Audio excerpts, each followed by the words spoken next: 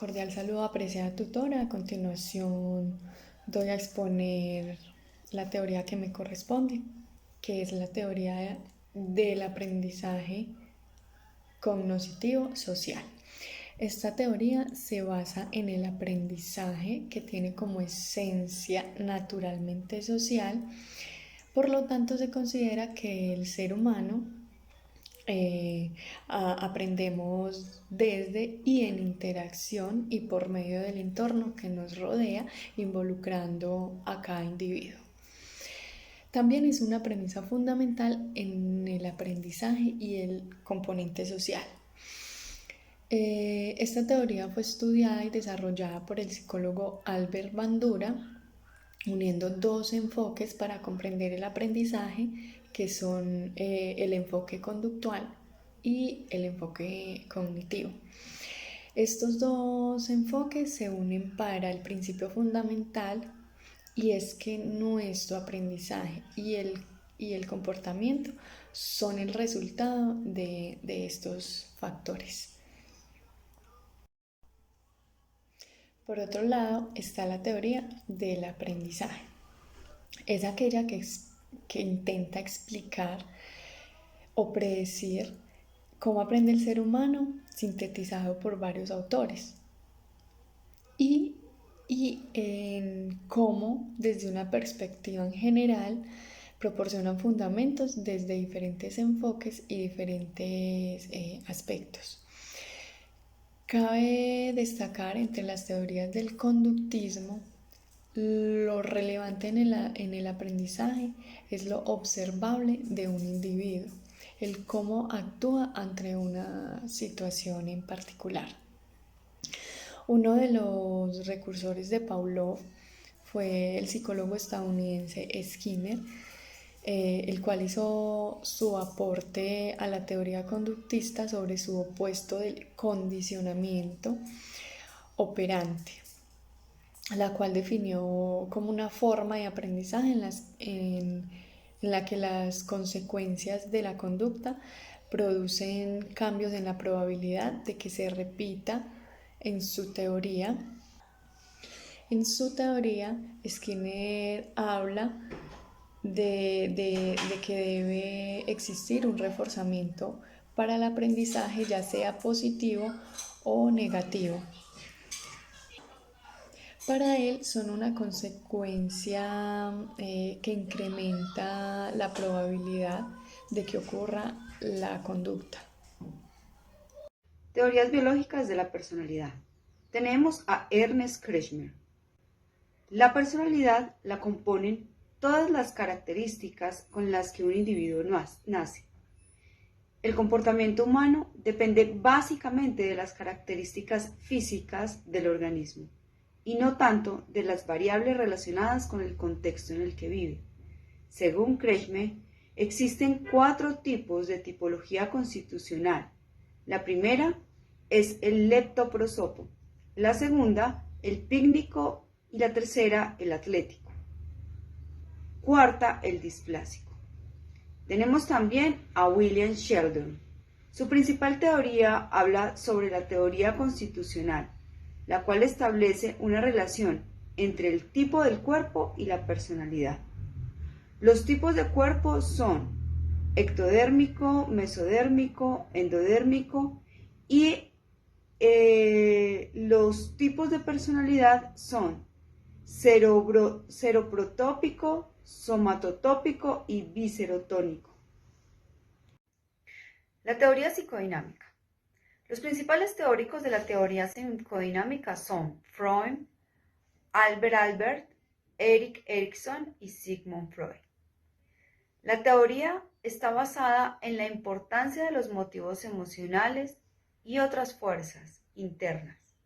La teoría psicodinámica supone que la personalidad se desarrolla con la resolución de conflictos psicológicos y el comportamiento está determinado por los deseos, los recuerdos del inconsciente, el consciente y el preconsciente. Estos tienen unos factores sociales, culturales, los cuales influyen en el desarrollo individual. Albert nos comparte la experiencia de la primera infancia. Allí es donde él le da la importancia al desarrollo de la personalidad. El orden del nacimiento, según él, influye en el desarrollo de la personalidad. También tenemos a Erik Erikson con su teoría de la resolución evolutiva de los conflictos y la teoría psicosocial. Él hace un análisis en que cada una de las etapas del desarrollo se ve determinada por un conflicto que permite el desarrollo de la personalidad. Cada personalidad es individual, pero describe 8 estadios psicosociales, los cuales los vamos a nombrar a continuación. El primero es la confianza versus desconfianza. El segundo es la autonomía versus la vergüenza y la duda. El tercero es la iniciativa versus la culpa. El cuarto, la laboriosidad versus la inferioridad. El quinto es la exploración de la identidad versus la difusión de la identidad. El sexto es la intimidad frente al aislamiento. El séptimo es la generatividad frente al estancamiento. El octavo es la integridad del yo frente a la desesperación. También tenemos como un gran autor de esta teoría a Sigmund Freud. La perspectiva humanista retoma teorías que enfatizan en la bondad fundamental de las personas y sus tendencias a alcanzar niveles más elevados de funcionamiento que les facilitan la madurez de su personalidad. Se centra en aspectos subjetivos y en el rol activo que tienen la capacidad de desarrollarse y dar forma a sus mundos internos y externos. Se menciona a William James y su teoría de la emoción, quien plantea psicológicamente el concepto del yo, afirmando que es la suma de todo lo que la persona considera suyo, es decir, las posesiones, familia, amigos, trabajos, enemigos, etc.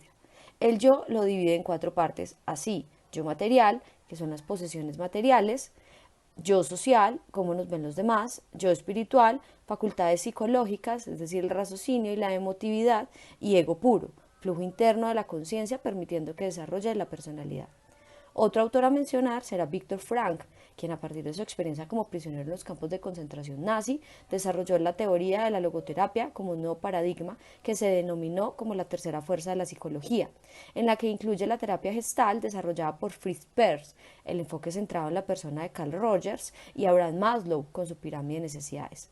El autor hace referencia al sentido o significado que el ser humano busca frente a las circunstancias del destino.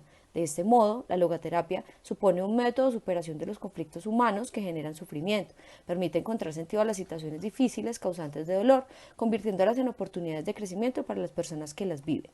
Frank mencionaba 3 fuentes de influencia: instinto, herencia y medio ambiente, ya que considera que el hombre los posee pero no lo determina, pero sí es responsable de la realización del sentido y los valores. Por consiguiente, Carl Rogers, con su teoría centrada en la persona, menciona que cada organismo vivo tiene una tendencia a la realización y específicamente las personas tienden a la autorrealización mediante el fortalecimiento del autoconcepto, sentido consciente de quiénes somos y lo que queremos hacer, mediante la autoestima, la autoimagen o imagen de sí mismo y el yo ideal, permitiendo el equilibrio o la autoactualización. Los individuos quieren sentir, experimentar y comportarse. Lo primero es que las perspectivas de los rasgos tienen en cuenta las personalidades adultas. Uno de sus autores más relevantes es el psicólogo Gordon Allport, el cual realizó grandes atribuciones, dentro de las cuales destacó el desarrollo de las ideas sobre los rasgos de la personalidad, al igual que la importancia que poseen los diversos factores individuales en la determinación de la personalidad y cómo ésta influencia la salud mental. La teoría en sí muestra los rasgos como están influenciados por las experiencias de la infancia, el entorno actual y la interacción entre ambos. El autor define 3 tipos de rasgos que permiten además hacer un análisis de las personalidades. Estos son cardinales, los cuales son generales e influyen en todos los actos de una persona. Centrales son todos aquellos que no son tan obvios, tan generales o tan consistentes. Por ejemplo, las preferencias, actitudes o rasgos situacionales. Y los secundarios son los relacionados con actitudes o preferencias. Estas disposiciones son menos identificables en cada persona. Otro de los autores es Raymond Cattell, quien estableció un método experimental y cualitativo para el estudio de la personalidad y la motivación humana, para lo cual estableció un grupo de 16 factores básicos a lo que denominó 16P, identificados de acuerdo a su repercusión sobre la conducta en general. Según la teoría de los rasgos, la personalidad humana se compone de una serie de rasgos generales o disposiciones en sí. En cada persona existe un continuo en los rasgos de personalidad. En otras palabras, cada persona contiene todos estos 16 rasgos en un cierto grado, pero puede ser más alto en algunos y más bajo en otros. Estos factores no son independientes, sino que presentan correlaciones positivas y negativas, dando lugar a otros factores básicos o de segundo orden. Además, Cattell clasifica estos rasgos de acuerdo a dos dimensiones: su origen, hereditario o ambiental, y su contenido, temperamentales, motivacionales e interés. En conclusión, el autor propone que la composición de la personalidad de un individuo es el producto de su genética y del ambiente en el que se ha desarrollado.